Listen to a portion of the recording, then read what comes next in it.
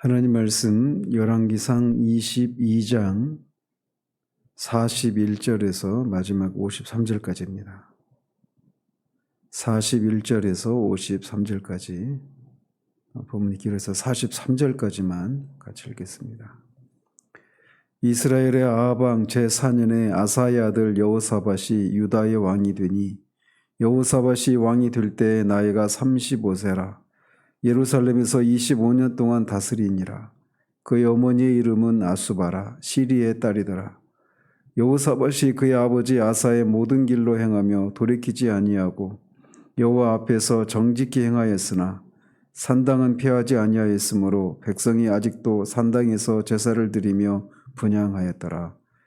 여호사밧이 이스라엘의 왕과 더불어 화평하니라. 아멘. 44절까지 읽었습니다.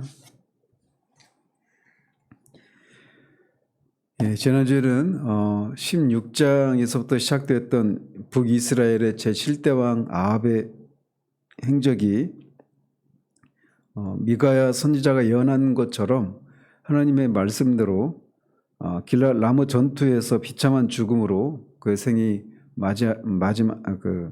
마감하게 되는 그 사실까지 다루었습니다. 오늘은 열왕기상 강의 마지막으로 남유다의 여호사밧 왕과 북이스라엘 아합의 아들 아하시야 왕의 행적에 대해서 살펴보도록 합니다. 먼저 남유다의 4대 왕인 아사의 아들 여호사밧의 행적에 대해서 살펴보도록 합니다. 여호사밧은 르호보암, 아비암, 아사 다음에 4대째 왕이 되는데, 여호사밧은 북이스라엘 왕 아합의 즉위 4년에 남유다의 왕이 됩니다. 그리고 그의 아버지는 아사 왕이었습니다. 이 여호사밧의 치적에 대해서는 열왕기서에서는 굉장히 짧게 다루고 있지만 역대하에서는 3장에 걸쳐서 다루고 있습니다. 그만큼 그가 하나님 앞에서 여러 가지 그런 치적이 있었기 때문에 그렇게 많이 다루고 있는데, 열왕기상에서는 그렇게 많은 분량을 할애하지 않고 있는 특징을 보이고 있습니다. 그래서 여호사밧의 치적에 대해서 역대기가 전하고 있는 것을 크게 3가지 측면에서 다뤄보면, 먼저 그는 방백들로 하여금 백성들에게 여호와의 율법칙을 가르치게 하는 그런 일을 함으로써 남유다의 여호와 신앙에 대한 신앙 부흥을 도모합니다. 언제나 지금도 그렇지만 언제나 말씀을 바르게 전하고 그 말씀을 통해서 백성들의 그런 생각을 바꾸고 하는 이런 것은 언제나 부흥 운동에 있어서 첫 출발점이라고 할 수가 있는데, 여호사밧이 바로 그런 일을 행했던 왕이었습니다. 그리고 또 세속적인 측면에서 보자면 그는 국고성을 건축하고 그 선왕들보다 월등한 그런 대군을 소유합니다. 솔로몬 이후에 남유다 르호보암 왕 때 남과 북으로 나뉜 이후로 여호사밧 왕 때 이스라엘이 가장 강력한 그런 군대를 소유하게 됩니다. 그래서 국방력 강화에 성공을 거두는 왕이기도 합니다.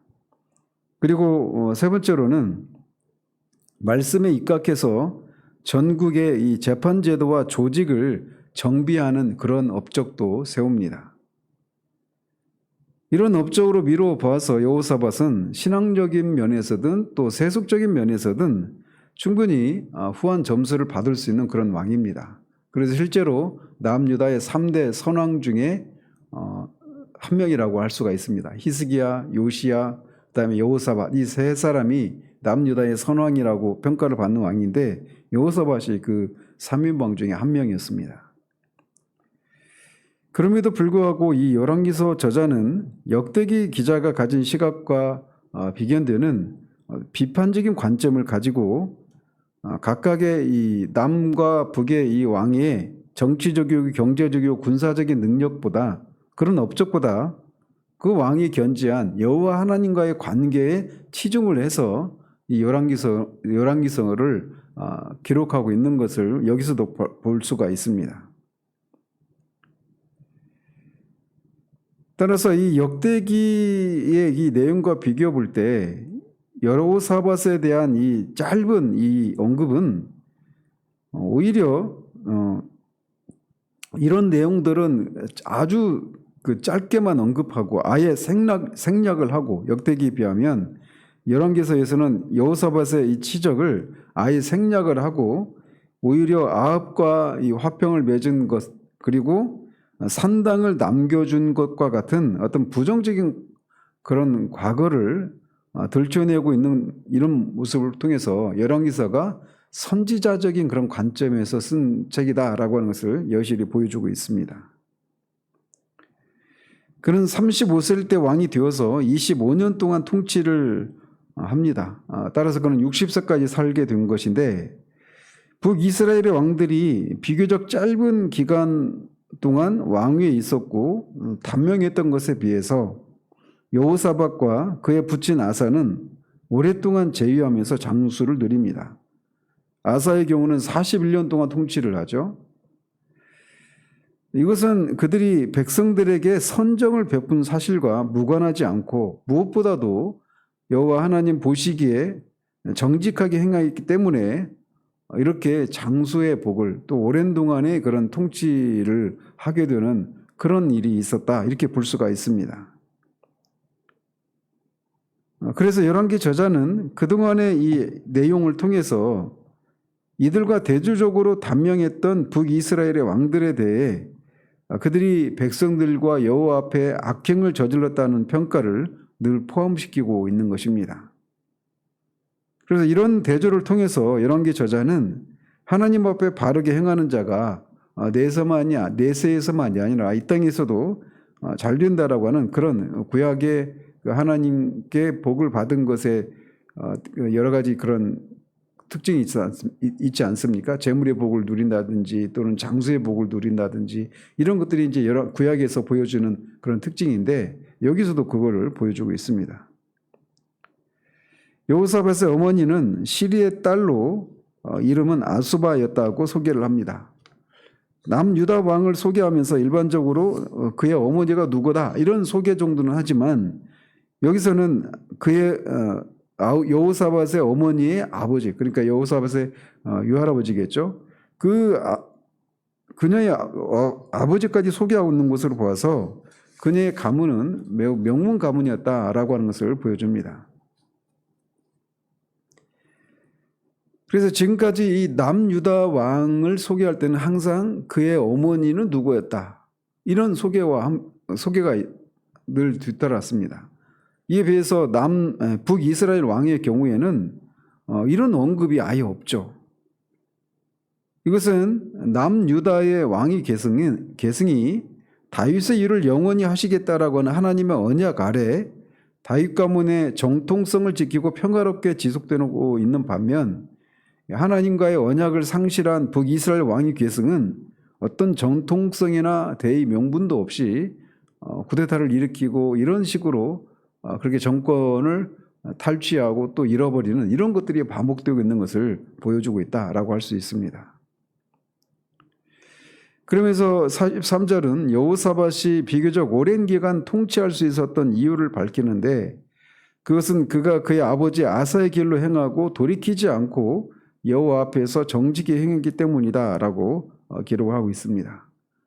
여호사밧의 아버지 아사에 대한 평가는 그가 그의 조상 다윗과 같이 여호와 보시기에 정직하게 행했다, 그리고 그의 마음이 일평생 여호와 앞에서 온전했다, 이런 평가가 아사 왕에 대한 평가였습니다.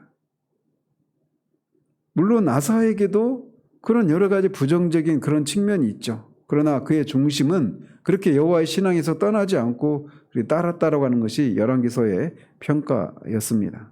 그런데 바로 그런 아버지처럼 여호사밧도 그 길을 계속 갔다라고 정직히 행했다라고 말을 하고 있습니다. 비록 그의 아버지 아사 왕도 산당을 없애지 못하는 오점을 남기기도 합니다. 그럼에도 불구하고 남색하는 자들을 남유다 땅에서 몰아내고 열조가 지었던 우상을 모두 없애버리죠.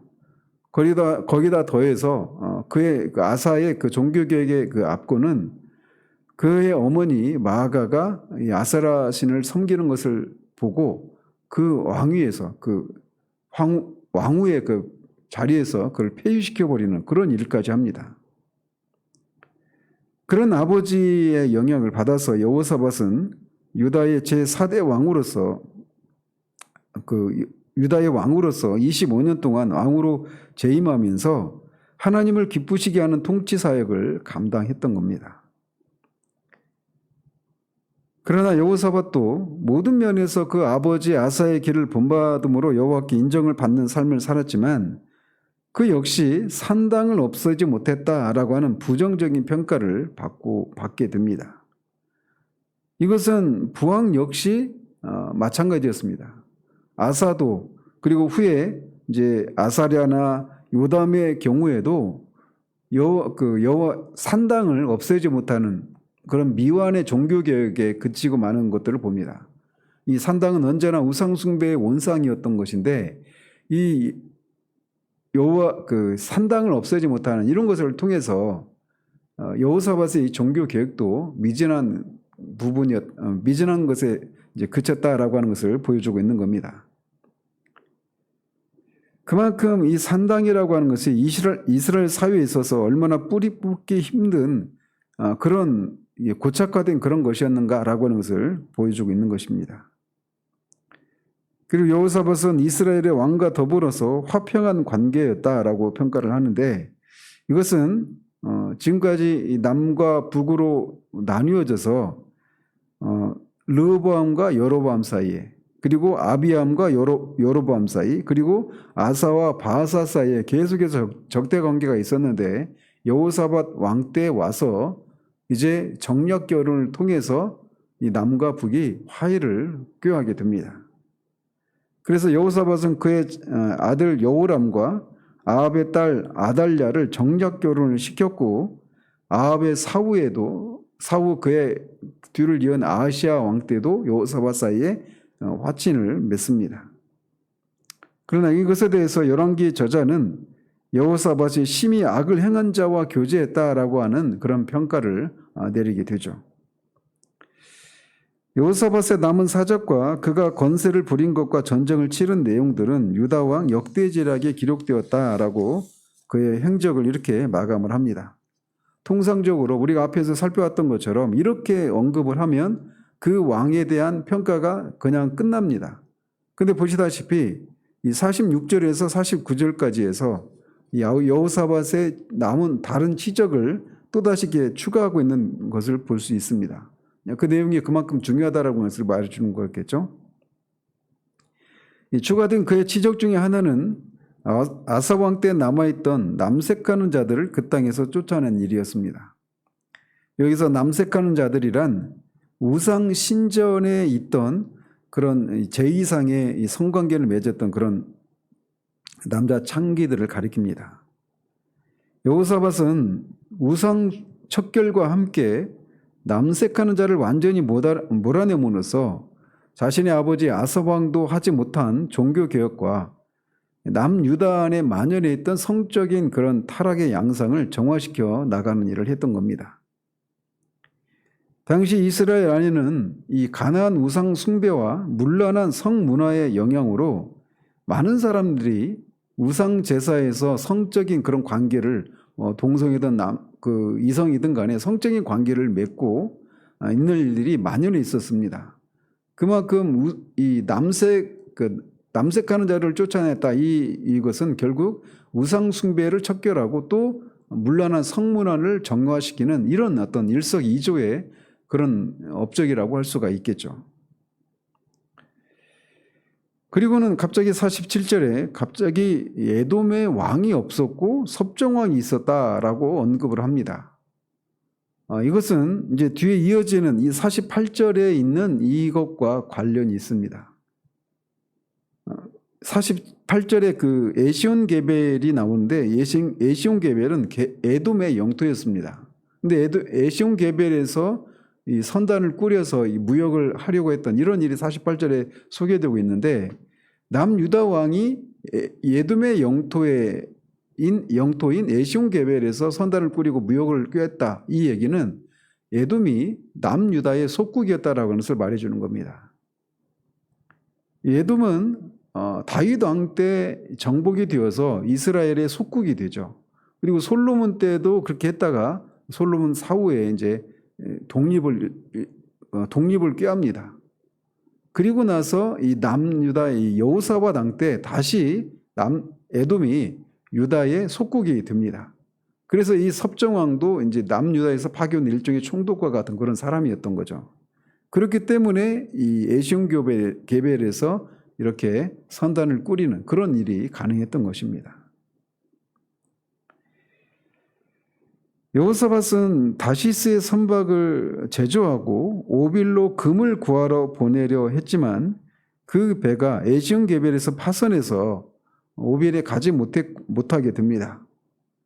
그리고 북이스라엘의 아하시아 왕이 자신의 종들과 여호사밧의 종들과 함께 그 배에 가게 해달라, 이 선단을 같이 꾸려서 무역을 할 수 있도록 해달라 이렇게 청했으나 여호사밧이 거절했다, 이렇게 전하고 있습니다. 이런 점, 이 마지막에 다시스의 선박을 제조하고 또 오빌로 금을 구하러 보내는 에시온게벨에서 그렇게 무역 선단을 꾸려서 이렇게 무역을 행하고자 했던 이런 일들은 앞에 솔로몬의 정치 행적과 많은 부분에서 닮아 있습니다. 그래서 솔로몬도 배를 건조했다라고 말하는데 여호사밧도 배를 건조합니다. 여기서 다시스의 선박이라고 표현했는데 이건 다시스로 가는 선박 이런 의미도 있고 또 다시스 양식의 배들 이런 의미도 있습니다. 어쨌든 솔로몬도 그렇고 여호사밧도 그렇고 오늘날의 스페인에 해당되죠. 스페인에 있는 다시스라고 하는 그 지역과 이렇게 무역 거래를 꾀하려고 했던 이런 점에서 그것을 위해서 배를 만들었다라고 하는 이런 동일한 지적이 있습니다. 또 솔로몬도 정략적인 목적에서 에돔 여인을 포함한 많은 이방 여인들을 첩으로 맞아들이게 되었죠. 그리고 그것이 이제 이스라엘의 그런 분열에 그런 단초를 제공하는 그런 악한 행동이었는데 이런 면에서 여호사밧도 동일한 목적에서 자신의 아들을 북이스라엘의 아합의 딸과 결혼을 시킵니다. 그리고 솔로몬이 오빌의 금을 취했던 것처럼 여호사밧도 오빌의 금을 취하기 위해서 사람들을 보내게 됩니다. 그리고 마지막으로 솔로몬이 초기에는 여호와의 신앙에 충실했으나 시간이 지날수록 우상을 위한 산당과 신전을 짓고 말씀에 순종하지 않으므로 결국 그의 아들 르호보암 왕 때 나라가 이렇게 분열이 되고 말지 않습니까? 그런 것처럼 여호사밧도 초기에는 앞에서 언급해드린 것처럼 정치나 외교나 종교적인 면에서 하나님 중심의 신정 통치를 바르게 펼쳤지만 후기로 갈수록 그릇된 길로 가서 그의 아들 여호람이 북이스라엘의 왕의 길로 가는 커다란 재난의 씨를 남기고 맙니다. 왜냐하면 여호람의 이 부인이 아달랴란 말이에요. 아합의 딸. 그러다 보니까 이 바알과 아세라 우상과 같은 그런 이방신을 섬기는 그런 악한 길을 가게 되는데 그 단초를 여호사밧이 제공하고 만 겁니다. 이런 사실로 미뤄볼 때 남유다가 북이스라엘에 비해서 안정적인 시대를 이어갈 수 있었던 것은 남유다의 왕들이 북이스라엘의 왕들보다 모든 면에서 뛰어났기 때문이다, 이렇게 평가를 내릴 수가 없습니다. 결국 이들도 남유다 왕들도 언약에 불성실한 그런 모습을 보이고 있단 말이에요. 다 그런 오점이 있습니다. 선왕이라고 했던 사람들마저도 다 그런 오점이 있어요. 그럼에도 불구하고 그들이 계속해서 남아 있을 수 있었던 것은 결국 다윗에게 하신 하나님의 그 약속 때문에 하나님이 그 언약에 성실하신 하나님이 그들을 그렇게 그런 오점에도 불구하고 그들을 지키려고 했던 그런 하나님의 열심 때문이었다라고 하는 것을 여호사밧의 이런 잘못된 행적을 통해서도 우리가 볼 수가 있습니다. 여호사밧도 죽어서 다윗성에 장사되고 그의 아들 여호람이 대신해서 왕이 됩니다. 한편 이렇게 이 여호사밧이 아합의 제위 4년 때 왕이 되어서 아합보다도 오랜 동안 더 후에 살고 더 많은 그런 업적을 쌓습니다. 그랬음에도 불구하고 우리가 살펴봤던 것처럼 아합의 경우에는 6장에 걸쳐서 많은 분량을 할애해서 그의 행적에 대해서, 악한 행적이죠 주로, 그것에 대해서 기록을 남겨놓은 반면 여호사밧은 하나님 앞에 많은 그런 치적을 행했던, 그 선한 왕으로 평가받을 만한 그런 치적이 있었음에도 불구하고 매우 짧게 기록을 하고 있습니다. 그래서 이것을 통해서 열왕기서의 이 기록 목적이 앞에서도 말씀드린 것처럼 선지자적인 그런 관점에서 그 한 왕이 하나님 앞에서 정직하게 행했는지 그렇지 않은지, 이 하나님과의 관계 속에서 그의 치적을 기록하는 것이 주안점이었다라는 것을 여기서도 보여주고 있는 겁니다. 따라서 성경에서 얼마나 많은 분량이 걸쳐서 기록되었는가 보다 더 중요한 것은 어떤 내용으로 기록되었느냐가 굉장히 중요하다라고 하는 것을 여기서도 볼 수가 있습니다. 이것도 우리 신자들의 삶 역시도 마찬가지입니다. 우리가 이 땅을 살아가면서 얼마나 많은 업적을 남겼느냐, 이것이 일반적으로 사람들이 그 사람의 인생에 대한 평가의 기준이죠. 그런데 하나님의 관점에서 볼 때 우리가 하나님을 위해서 어떤 삶을 살았는가, 이것이 우리를 향한 하나님의 평가입니다. 평가의 기준입니다. 그것이 한 나라의 종교개혁을 이끌어갈 만큼 큰 업적이 아니라 하더라도 우리도 기억하지 못하는 작은 일, 마태복음 25장에 나오는 것처럼 이 형제들을 위해서 우리가 마실 물을 주고 줄인 배를 채워주고 옷을 입히고, 이런 작은 일들, 이런 것들이 주님을 위해서 한 것이라면 그것이 다 하나님 앞에서 평가 기준이 되는 것이죠. 마지막 51절에서 마지막 절까지에서는 아합의 아들 아하시아에 대한 행적이 기록되어 있습니다.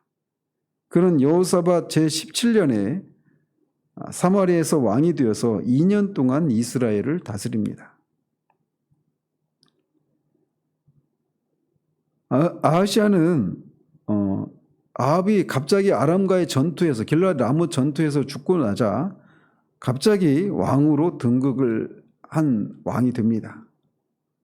아하시아는 이렇게 경황이 없는 가운데서 왕위에 오르게 되었을 것인데, 그는 겨우 2년 남짓 왕도 하다가 열왕기 하에 보면 난간에서 떨어져서 얻은 지병으로, 그 병으로 결국 죽고 맙니다. 아하시아의 재기간이 이렇게 2년밖에 되지 않는 것에 비해서 여호사밧은 재위 25년 동안이나 긴 통치기간을 가지게 된단 말이죠. 그래서 이런 차이는 우연히 빚어진 결과라고 생각하기보다는 열왕기서의 이 관점과 같이 왕들의 신앙적인 태도에 대한 하나님의 반응 또는 하나님의 섭리 때문이다, 이렇게 볼 수가 있습니다.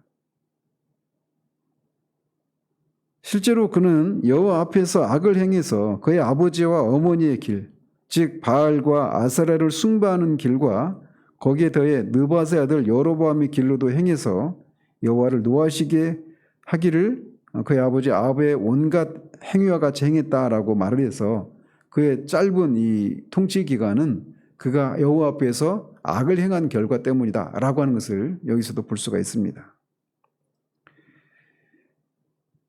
어쨌든 우리는 이 여호사밧의 경우에도 아까 말씀드린 것처럼 그가 하나님 앞에서 그렇게 정직하게 행하고 여러 가지 그런 치적을 쌓았지만 후반에 가서 그의 아들을 이 아합의 딸과 정략 결혼을 시키고 그것을 통해서 그의 아들이 이제 그렇게 우상 숭배의 길로 가게 되는 그런 단초를 제공하는 그런 실수를 했던 것을 보게 됩니다.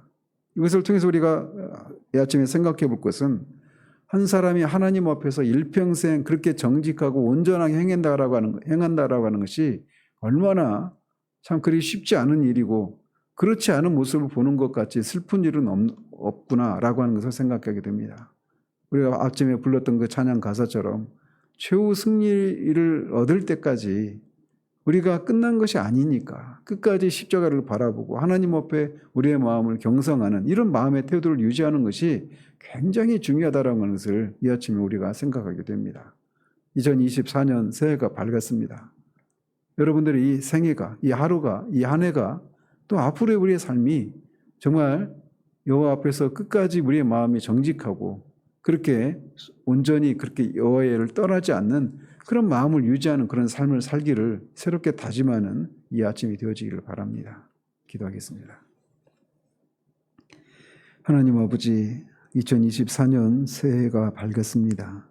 아버지 하나님, 우리에게 새해를 주신 하나님, 이 새해도 우리가 하나님 앞에 우리의 마음을 참으로 지키며 하나님의 마음에 시원함을 드리는 그 삶을 살아가는 일에 뒤처지지 않는 그런 이 한 해 될 수 있도록 우리의 마음을 붙잡아 주시기를 원합니다.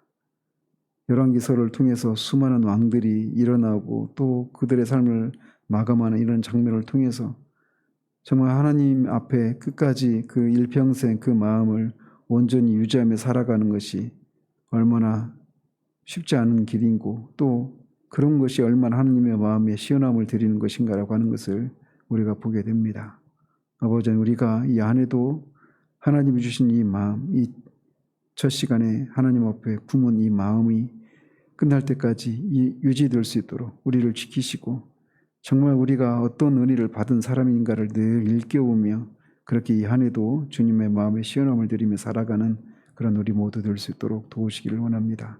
우리 주 예수 그리스도 이름으로 기도합니다. 아멘.